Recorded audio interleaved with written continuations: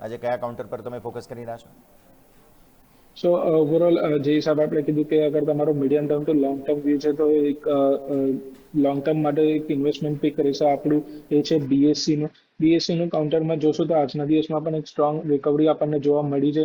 બીએસસીમાં હજી પણ આપણને 3,300 સુધીના ટાર્ગેટ જોવા મળી શકે છે. જે હિસાબે એનએસસીના આઈપીઓ ની ન્યૂઝ છે અને નેક્સ્ટ 1 to 2 મંથમાં આપણને એનએસસીના આઈપીઓ જોવા મળશે. તો એક કેપિટલ્સ આમાં એક રીરેટિંગ આપણને બીએસસીમાં જોવા મળી શકે છે.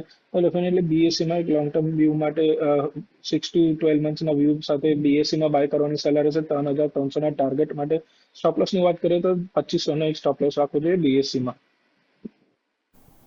તો 2,500ના સ્ટોપલોસ સાથે આજના લો કંઈક 2,805ના છે, એટલે બહુ સરસ લેવલ બની રહે અને ઉપર આગળ 3,300ના બ્રિલિયન્ટ ટાર્ગેટ્સ ફરી એકવાર બીએસસી અહીંયાથી ખાસ ખરીદવાની સલાહ બનતી તમને જોવા મળી રહી છે. તો નજર રાખો તમે આજની રેકમેન્ડેશન તરીકે 3300 ટાર્ગેટ્સ, 2,500ના સ્ટોપ લોસ, બીએસસી તમારા સ્ક્રીન પર નજર રાખવાની રહેશે.